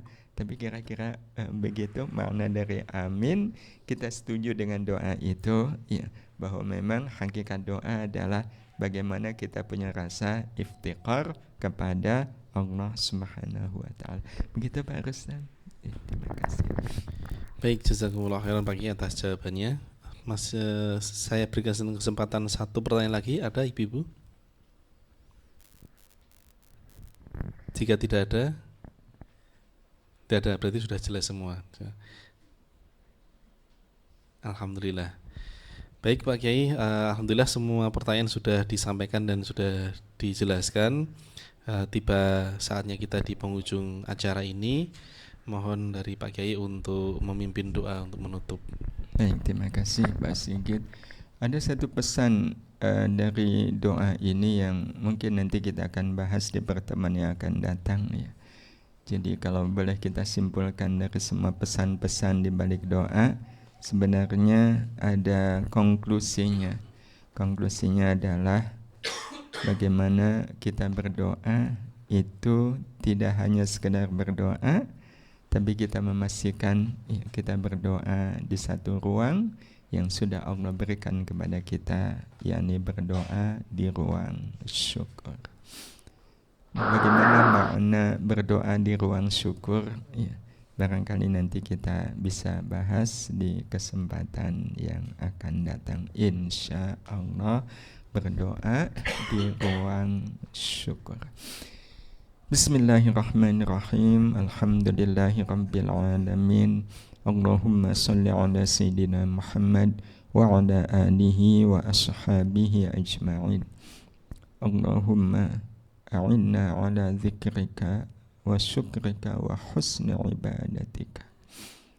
Wa ufawwidu amri ilaika ya Allah. Sungguh kami telah menyerahkan seluruh urusan hidup kami kepadamu ya Allah. Sungguh Engkaulah sebaik-baik tempat kami meminta. Engkau sebaik-baik tempat kami bersandar, tempat kami berpasrah diri. Sungguh ya Allah, kami enggak memiliki tempat berserah diri berharap kecuali hanya kepadamu. Engkaulah satu-satunya harapan kami. Engkaulah satu-satunya tempat kami bersandar. Engkaulah satu-satunya tempat bagi kami berserah diri, berpasrah diri ya Allah. Engkau segala-galanya bagi kami. Karena itu ya Allah, kami tidak akan mungkin berharap selain hanya kepadamu. Kami tidak bisa menyerahkan seluruh urusan kami kecuali hanya kepadamu. Karena itu ya Allah, kami betul-betul mohon kepadamu. A'inna ala zikrika. Bantu kami. Bantu kami ya Allah, untuk selalu ingat kepadamu. Ingat akan semua keagunganmu. Ingat akan semua kebaikanmu ya Allah. A'inna ala zikrika. Jadikan kami hamba yang selalu ingat bahwa tidak ada satupun yang ada dan terjadi dalam hidup kami kecuali terjadi atas izin-Mu ya Allah. Dan ya Allah, bantu kami untuk selalu ingat bahwa apapun yang Kau izinkan terjadi dalam hidup kami pasti untuk kebaikan kami, pasti untuk kebaikan kami.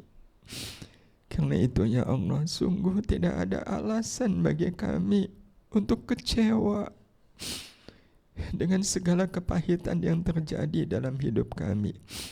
Ya Allah, sungguh kami tidak punya alasan untuk mengeluh, apalagi berkeluh kesah dengan segala kesusahan yang ada.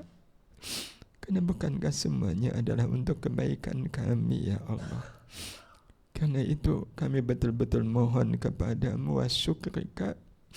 Jadikan kami hamba yang selalu bersyukur kepadamu ya Allah. Bersyukur tidak hanya pada saat hidup kami ini bertabur bunga-bunga kesenangan, tapi buatlah kami terus bersyukur kepadamu walau hidup kami dipenuhi dengan onak duri kesulitan dan kesusahan. Bukankah dalam kesulitan dan kesusahan juga kepahitan ada rahmat-Mu yang jauh lebih melimpah untuk kami? melebihi rahmat yang Kau curahkan kepada kami di balik segala kesenangan dan kegembiraan hidup. Karena itu ya Allah, jadikan kami hamba yang selalu bersyukur kepadamu ya Allah, bersyukur terus kepadamu ya Karim. Jadikan syukur betul-betul menjadi nafas hidup kami ya Allah, dan jadikan wujud syukur kami ya Rahman. Engkau kuatkan kami bisa menjadikan manis pahitnya kehidupan, senang susahnya kehidupan sebagai ladang amal bagi kami, ladang kebaikan bagi kami. Dan ya Allah, kami betul-betul mohon kepadamu, jadikan semua amal baik yang kami lakukan seutuhnya, sepenuhnya kami lakukan sebagai wujud syukur kami kepadamu ya Allah. Syukur atas segala kebaikan yang Kau berikan kepada kami. Ya Allah, jangan Kau biarkan kami beramal baik tanpa disertai dengan syukur kepadamu ya Allah. Jadikan amal baik kami adalah wujud matur nuwunnya kami kepadamu. Engkau sudah memberikan kebaikan yang begitu sangat banyak untuk kami ya Allah.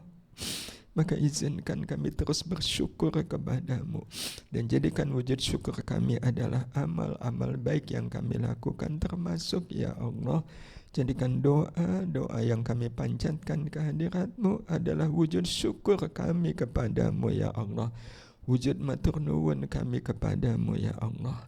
Dan ya Allah, jadikan kami hamba yang terus bersyukur kepadamu, karena kami ingin ya Allah, kami ingin pada saatnya nanti malaikat maut datang menjemput kami, kami menyambut beliau sepenuhnya di ruang syukur kami.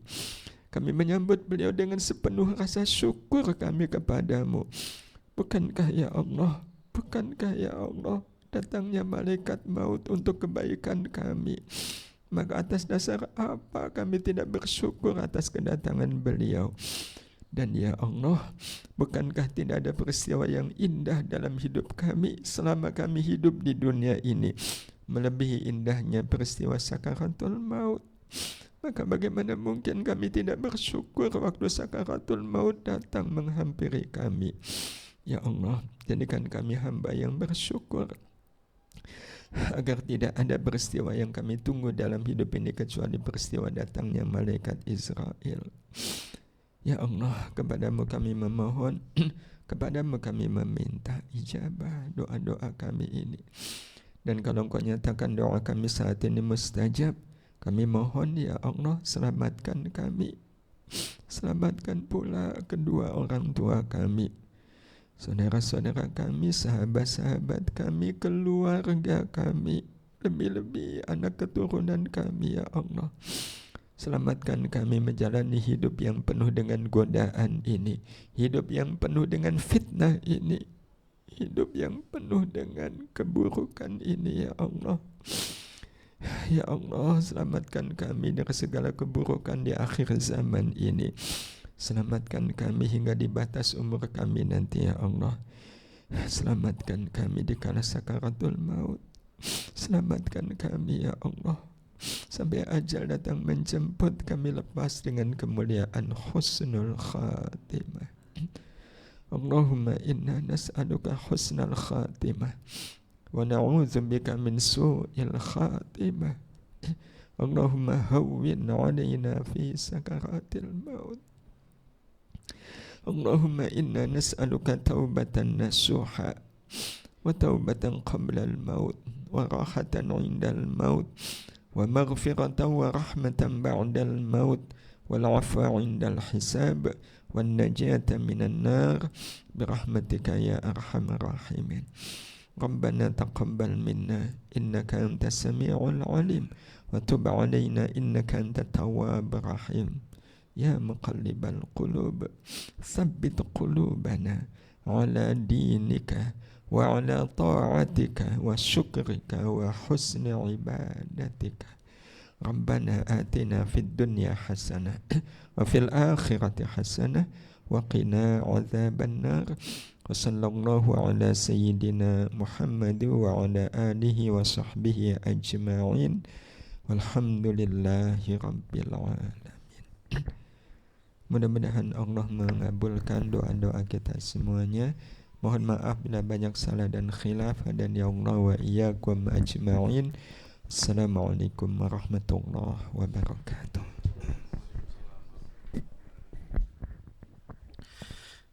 Jazakumullah khairan sekali lagi Pak Kiai atas ilmu yang disampaikan dan juga doa yang dipanjatkan. Semoga Allah Subhanahu wa taala mengijabah doa-doa kita, menurunkan rahmatnya dan memberikan pemahaman kepada kita atas ilmu yang disampaikan, dan semoga kita bisa mengamalkan dalam kehidupan kita sehari-hari. Amin ya rabbal alamin. Bapak Ibu majelis sahabat cinta yang dirahmati Allah, insyaallah kajian ini akan kita lanjutkan di kesempatan yang akan datang. Semoga Allah Subhanahu wa taala memberikan kesempatan kita untuk hadir kembali dalam keadaan sehat walafiat, penuh keberkahan. Amin ya rabbal alamin. Mari kita tutup dengan doa akhir majelis ilmu di kertas yang sudah dibagikan.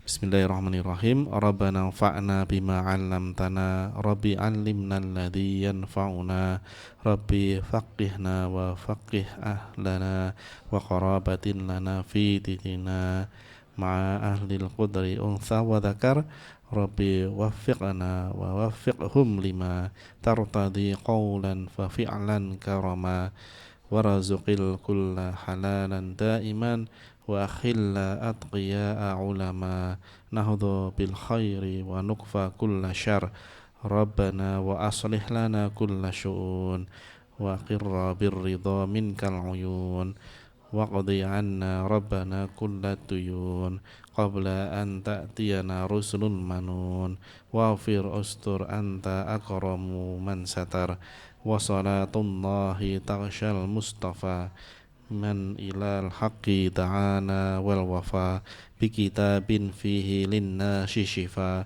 wa alal alil kirami syurafa, wa alas sahbil masabihil ghurar. Allahumma hdina bihudak waj'alna mimman yusari'u fi ridak, wa la tuwallina waliyan siwak, wa la taj'alna mimman khalafa amraka wa asak, wa hasbunallah wa ni'mal wakil, wa la hawla wa la quwata illa billahil aliyyil azim, wa sallallahu ala sayyidina Muhammadin wa ala alihi wa sahbihi wa sallam, walhamdulillahi rabbil alamin, fi kulli lahdatin abada, adada khalqih wa ridha nafsih wa zinata arshih wa midada kalimatih. Ya Rabbana a'tarafna bi annana qtarafna wa annana asrafna ala ladha ashrafna, fatub alayna taubah taghsilu kulla haubah, wastur lana al-awrati wa aminir rawati, waghfir liwalidina rabbi wa mauludina wal ahli wal ikhwani wa sairil khillani wa kulli dhi mahabbah au jiratin au sahbah wal muslimina ajma. Amina rabbi asma, fadlan wajudan manna, la biktisabin minna, bil mustafa rasuli nahdha bikulli sunni, Salla wa salam rabbi alaihi addal habbi wa alihi wa sahbi idada tashis sahbi, walhamdulil ilahi fil bad'i wat tanahi, subhana rabbika rabbil izzati amma yasifun, wa salamun alal mursalin, walhamdulillahi rabbil alamin, fi kulli lahdatin abada, adada khalqihi wa ridha nafsihi wa zinata arshihi wa midada kalimati. Wassalamualaikum warahmatullahi wabarakatuh.